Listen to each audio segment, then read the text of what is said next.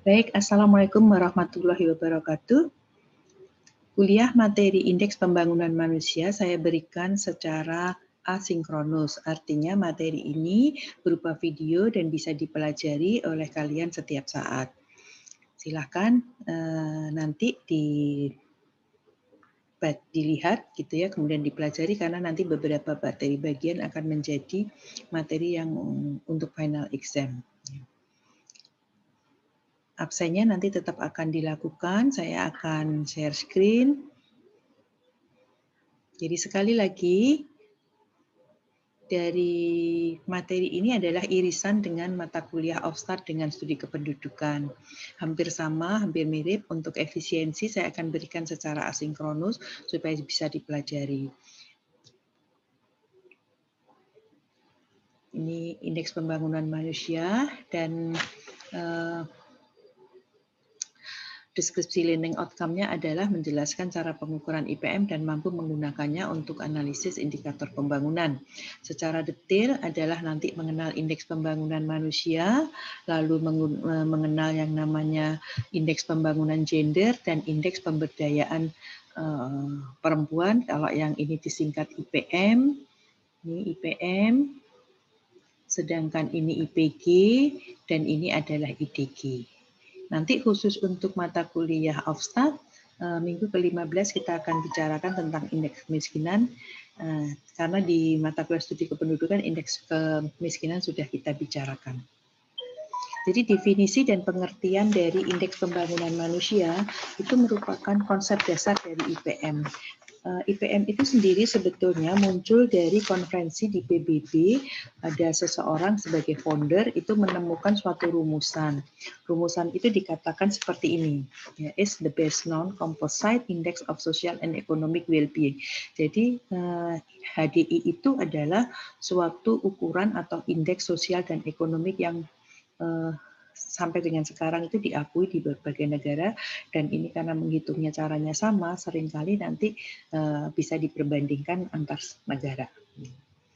Nah, konsepnya sendiri seperti tadi sudah disampaikan bahwasanya ini adalah penemunya atau founder of the Human Development Report, Mahbubul Haq, dikatakan pada suatu konferensi bahwasanya tujuan dasar pembangunan itu adalah untuk memperbesar pilihan dari masyarakat.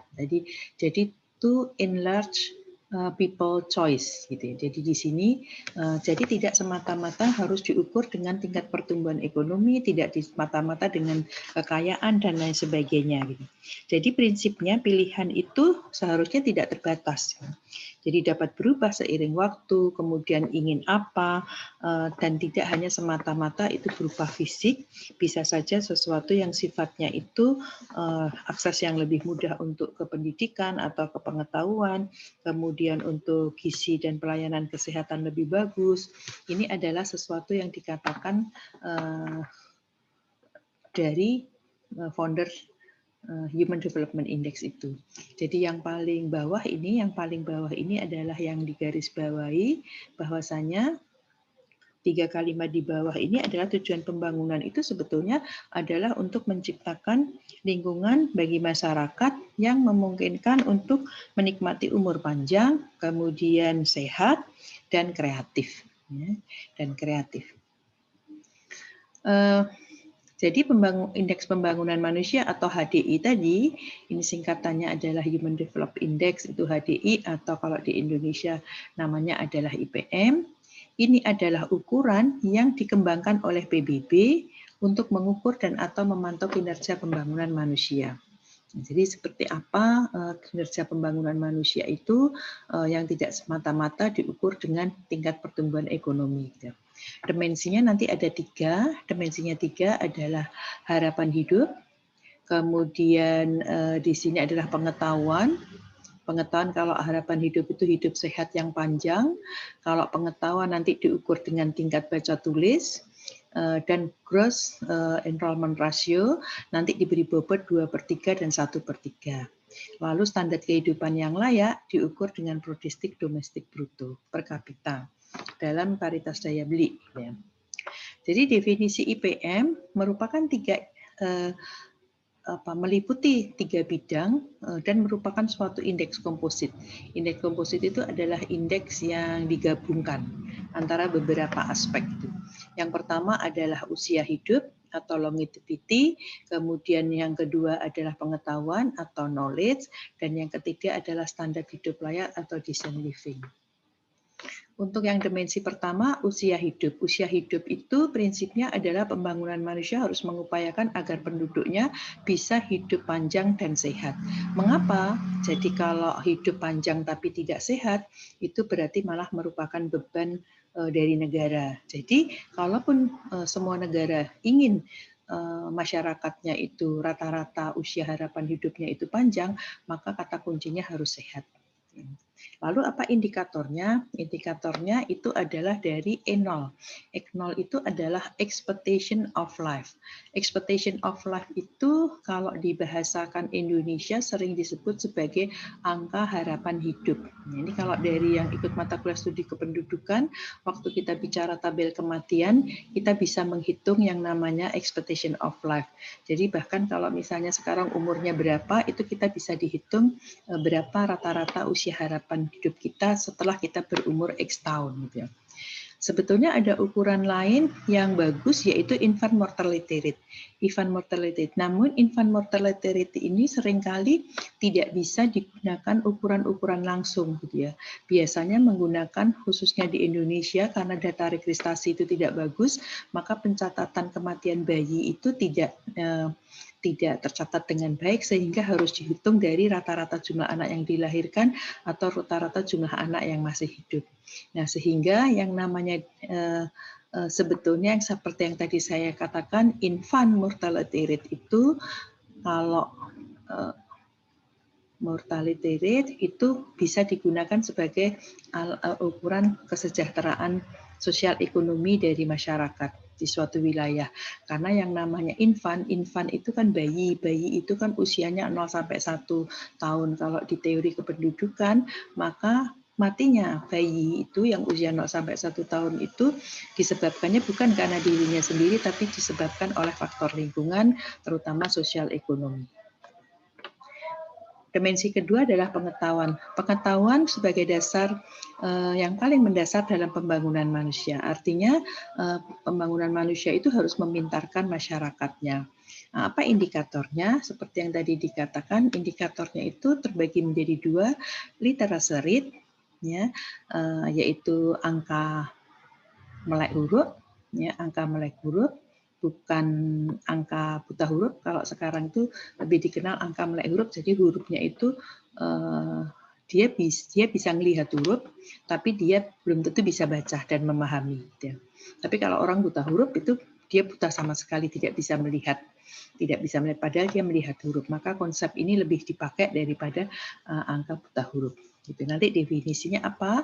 Definisinya itu adalah tadi berapa persentase atau angka melek hurufnya itu berapa. Sedangkan yang kedua adalah min year school. Min year school itu adalah rata-rata lama sekolah. Rata-rata lama sekolah itu diukur untuk usia tertentu berapa sampai orang yang bisa mengenyam pendidikan. Gitu. Ada beberapa perubahan dan nanti akan ada definisi dari IPM baru. Seiring dengan materi ini juga akan diberikan tentang buku bagaimana teknik perhitungan IPM baru. Silakan nanti dibaca. Yang dimensi 3 adalah standar hidup. Standar hidup layak yang paling mendasar dari pembangunan manusia. Jadi kalau yang dimensi 1 itu adalah hidup umur panjang dan sehat, kemudian yang kedua itu punya pengetahuan, dan yang ketiga itu adalah harus bisa mencukupi standar hidup layak. Apa indikatornya? Indikatornya adalah adjusted real GDP per kapita. Jadi mengapa seperti ini? Karena memang untuk menggambarkan indikator lain itu kesulitan, ya, tidak tersedia dengan mudah. Maka satu-satunya adalah tadi ini, bagaimana daya beli masyarakat. Ini pun juga ada hitung-hitungannya, karena itu selalu biasanya kalau ekonomi itu selalu dinamis. Ini adalah perbandingannya, angka harapan hidup saat lahir ini relatif sama, sedangkan kalau yang angka melek huruf ini kalau di sini rata-rata lama sekolahnya itu 15 plus, kalau di sini 25 plus. Sedangkan kalau pengeluaran komoditasnya ini 27, tapi sekarang sudah 96 komoditas seperti yang kita pelajari di PDRB kemarin. Kalau di sini menggunakan rata aritmatik, kalau di sini menggunakan geometrik. Kalau aritmatik itu seolah-olah semuanya itu sesuatu yang sifatnya konstan, tapi kalau ini bisa, jadi bisa saja naiknya seperti ini, tapi kadang-kadang kemudian naik lagi dan seterusnya. Kalau dulu cara menghitung antar wilayah itu menggunakan reduksi shortfall atau RSF, kalau sekarang dihitungnya dengan pertumbuhan aritmetik. Gitu. Jadi apa adanya dilihat. Jadi kalau dibuat secara ringkasan, dimensinya tadi ada 3, umur panjang, kemudian pengetahuan, dan yang ketiga adalah kehidupan yang layak. Kalau untuk umur panjang tadi diukur dari angka harapan hidup pada saat lahir, lalu ini angka melek huruf atau literasi, rata-rata lulus sekolah atau min year school, dan di sini adalah pengeluaran kapita real yang disesuaikan dengan bagaimana purchasing people-nya itu, berarti dihitung nanti daya beli dari masyarakat tersebut. Nanti dari ukuran-ukuran tersebut akan menimbulkan indeks. Ini namanya indeks harapan hidup, ini indeks pendidikan, dan ini indeks pendapatan. Lalu dari komposit ketiganya itu muncullah yang namanya indeks pembangunan manusia atau namanya HDI. Secara detail hitung-hitungannya itu sebetulnya supaya bisa diperbandingkan hitungan suatu negara itu hanya dibandingkan antara yang terendah dengan yang tertinggi, lalu komposisi kita ada di mana gitu. Jadi tadi yang 3 dimensi tadi, angka harapan hidup waktu lahir, lalu pencapaian tingkat pendidikan diukur dengan angka melek huruf dan rata-rata lama sekolah, lalu standar hidup diukur dengan rata-rata konsumsi real yang telah disesuaikan. Maka untuk standarnya UNDP itu nanti posisinya itu adalah kalau AHH itu masih diukur maksimumnya 85 dan minimumnya 25. Kalau Indonesia katakanlah di 70, maka posisi kita itu nanti di antara mana, seperti semacam interpolasi atau kalibrasi. Ya. Angka melek huruf maksimumnya 100, minimumnya 0, rata-rata lama sekolah maksimumnya dulu 15, tapi di metode baru itu tadi adalah 25, minimumnya 0. Jadi dimensi tadi bisa dikatakan seperti ini. Ya, nantinya akan menjadi indeks harapan itu adalah indeks X1, kemudian ini indeks X2, dan ini menjadi indeks X3. Kalau di dasar perhitungannya seperti tadi, maksimumnya tadi 85 dan ini 25, ini standar UNDP, standar UNDP, standar UNDP, standar UNDP, tapi di sini dari dolar dirupiahkan, kurang lebih kalau tahun 96 itu digunakan hidup layak itu kita 300 gitu, tapi di tahun 99 itu 360, artinya masih sangat rendah sebetulnya minimumnya. Kalau dari tingginya itu tetap dibatasi atau dibuat suatu perkiraan 732. Walaupun itu kalau secara real belum tentu cukup. Lalu cara menghitungnya bagaimana? Tadi yang seperti saya katakan dibandingkan antara posisi kita itu adalah X di sini. Yang dicari itu indeks X-nya itu di sini, indeks X yang tertentu termasuk indeks apakah pengetahuan atau daya beli atau pengetahuan, maka ini dibuat yang ini dikurangi dengan minimum, lalu dibandingkan di antara maksimum dikurangi minimumnya. Jadi bisa menghitung ketiga indeksnya hanya untuk yang pengetahuan nanti ada bobotnya. Sehingga kalau dibuat indeks longevity disingkat IL, kemudian indeks knowledge disingkat sebagai IK,